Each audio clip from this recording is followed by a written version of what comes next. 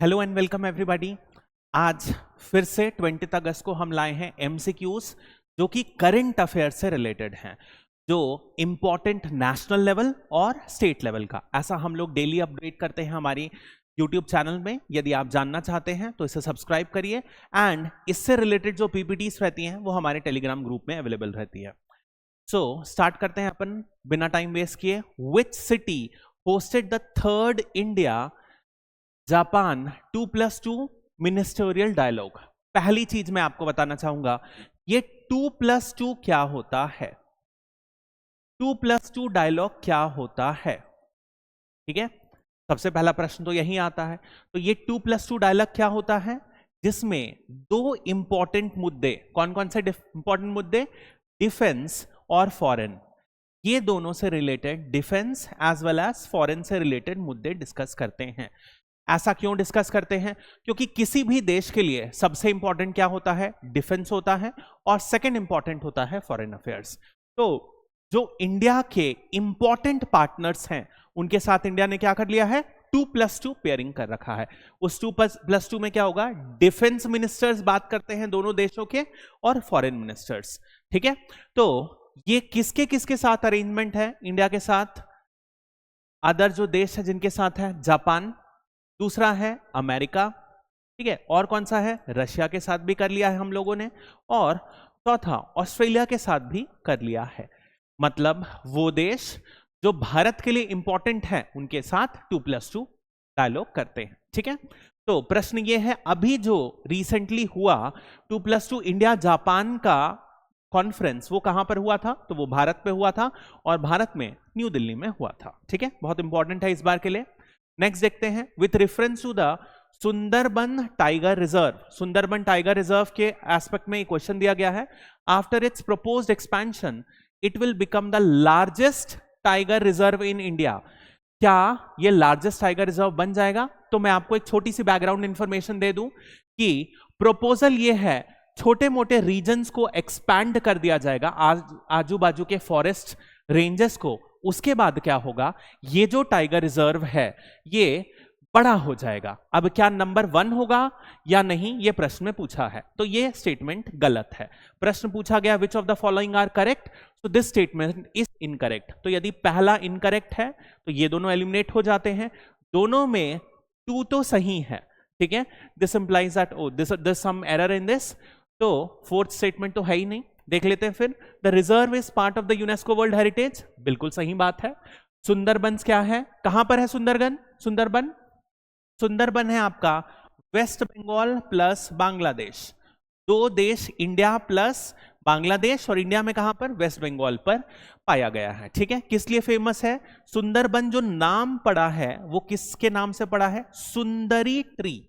सुंदरी tree के क्या है, एक प्रकार का ये एक मैंग्रोव है। मैंग्रोव मतलब क्या होता है, ऐसी स्पीसीज जो सॉल्ट में भी उग जाती हैं। ठीक है, हैलाइन टॉलरेंट स्पीसीज, ये एक प्रकार की स्पीसीज हैं जो सॉल्ट में उग जाती हैं, they can grow in salt, that is the basic idea. At present the estimated tiger population is 200, ये वाला स्टेटमेंट गलत है। अब यदि ये एग्जाम में आता है तो ये बहुत टिपिकल क्वेश्चन हो जाएगा, क्योंकि किसी की भी टाइगर पॉपुलेशन याद करना संभव नहीं है, तो ये वाले क्वेश्चन, ये वाले ऑप्शंस पे ध्यान मत दीजिएगा। इसके 100 कुछ हैं, मैंने विकिपीडिया से देखा है तो I know it, but even I don't remember कौन से टाइगर रिजर्व में कितनी पॉपुलेशन है, तो कभी भी उसका स्ट्रेस मत लीजिएगा इस प्रकार के ऑप्शन का। तो ये वाला स्टेटमेंट गलत है। जो इंपॉर्टेंट है आपके लिए, इस पीस ऑफ इंफॉर्मेशन जो आज के पेपर में थी, इससे आपके लिए क्या इंपॉर्टेंट है वो सुनिएगा। तो सबसे पहले क्या इंपॉर्टेंट है कि कुल मिला के क्या हो जाएगा, ये भारत का सेकंड लार्जेस्ट बन जाएगा। तो भैया फर्स्ट कौन सा रहेगा, नागार्जुना सागर श्रीसालम, ये कहां पर है, ये आंध्र प्रदेश पर है। तो अभी सबसे बड़ा टाइगर रिजर्व कौन सा रहेगा, नागार्जुना सागर श्रीसालम। सेकंड नंबर पे कौन सा हो जाएगा, सुंदरबन। ये आपके लिए इंपॉर्टेंट है, इस इंफॉर्मेशन का जरूर ध्यान रखिएगा, पहली चीज। दूसरी चीज, हम लोगों ने कई सारी चीज सुंदरबंस के बारे में बात करी, इसका नाम किससे रिलेटेड है, सुंदरी ट्री से रिलेटेड है।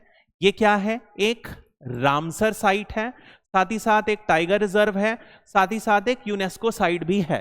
तो जब प्री आने वाला रहेगा तो हम कुछ ऐसे मोस्ट इंपॉर्टेंट टॉपिक्स को बताएंगे, कुछ टाइगर रिजर्व, रामसर साइट्स, तो आपके पास एलाबोरेट लिस्ट रहेगी, दैट इज इंपॉर्टेंट। ठीक है, अभी के लिए आप परेशान मत होइए। क्या होता है रामसर साइट?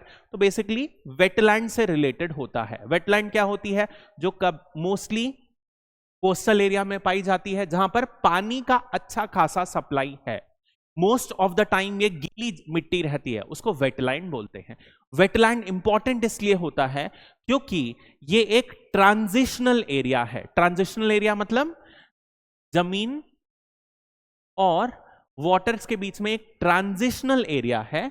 तो होता क्या है, बहुत ज्यादा न्यूट्रिएंट्स रहते हैं, इसीलिए ये एक इंपॉर्टेंट इकोसिस्टम होता है। इसीलिए रामसर जगह में क्या बोला गया है, यहां पर क्या बनाया जाएगा, यहां पर एक वेटलैंड कंजर्वेशन एग्रीमेंट साइन हुआ था, इसे हम रामसर कन्वेंशन कहते हैं।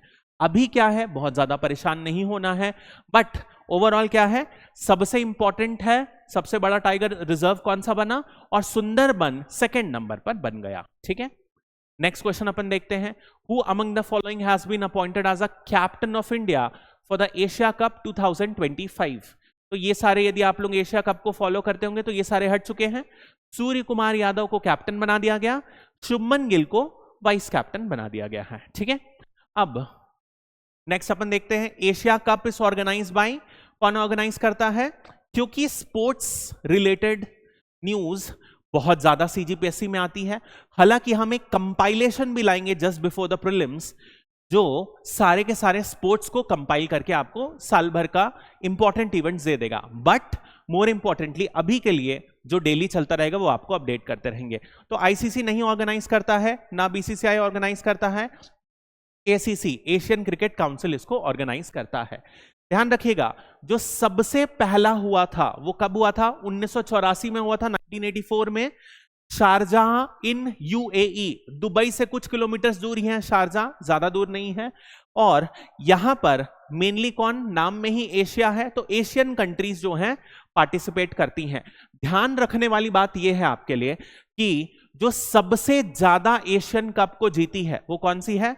वो इंडिया है। इंडिया ने रिकॉर्ड 8 बार एशियन कप को जीता है। सेकंड नंबर पर यदि आप देखेंगे तो श्रीलंका, फर्स्ट नंबर पर इंडिया जीती है, सेकंड नंबर पर श्रीलंका जीती है, और थर्ड नंबर यदि आप देखेंगे, जो आपको ध्यान रखना चाहिए कि 2023 में जब ये आखिरी बार हुआ था तब भी कौन जीता था? तब भी इंडिया जीती थी। ठीक है, तो सबसे ज्यादा एशिया कप कौन जीता?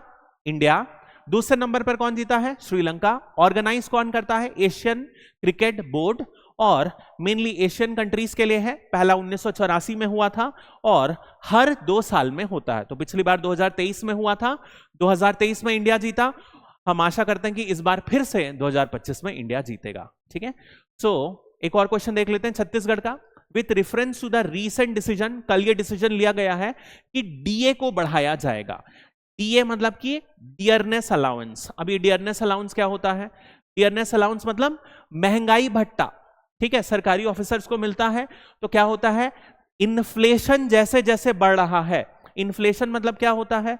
महंगाई बढ़ रही है, as the inflation is rising, ठीक है, जैसे जैसे इन्फ्लेशन बढ़ रहा है वैसे वैसे क्या हो रहा है, वैसे वैसे क्या होता है, जैसे जैसे इन्फ्लेशन बढ़ता है कॉस्ट ऑफ लिविंग बढ़ते जाती है, और यदि कॉस्ट ऑफ लिविंग बढ़ रही है तो क्या होगा, उसको कंपनसेट करने के लिए एक डीए दिया जाता है, डियरनेस अलाउंस दिया जाता है।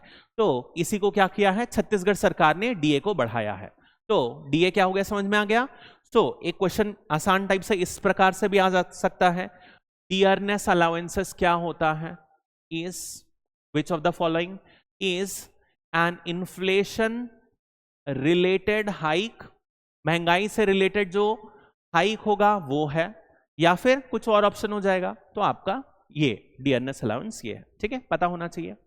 तो डीए क्या हो गया, छत्तीसगढ़ स्टेट एम्प्लॉयज के लिए par with the central government employee, बिल्कुल सही है। क्या किया गया है, 2% डियरनेस अलाउंस को बढ़ा दिया गया है, और अब इसे 55% कर दिया गया है, जितना सेंट्रल गवर्नमेंट के एम्प्लॉयज का है। तो कल ये डिसीजन लिया गया था, विष्णुदेव साय की जो सरकार है कैबिनेट मीटिंग में ये डिसीजन ली है।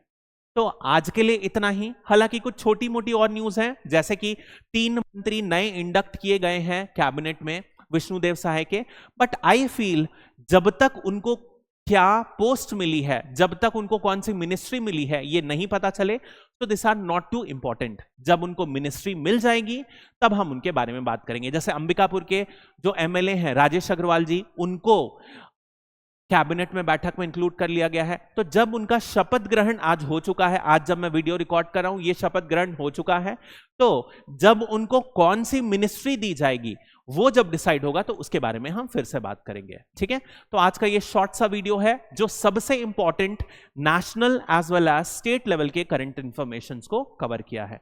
आज के लिए इतना ही। Hope you enjoyed it. Thank you and have a great day. And last one more thing, if you like to have the PPT, then हमारे डिस्क्रिप्शन में इसकी लिंक दी हुई है।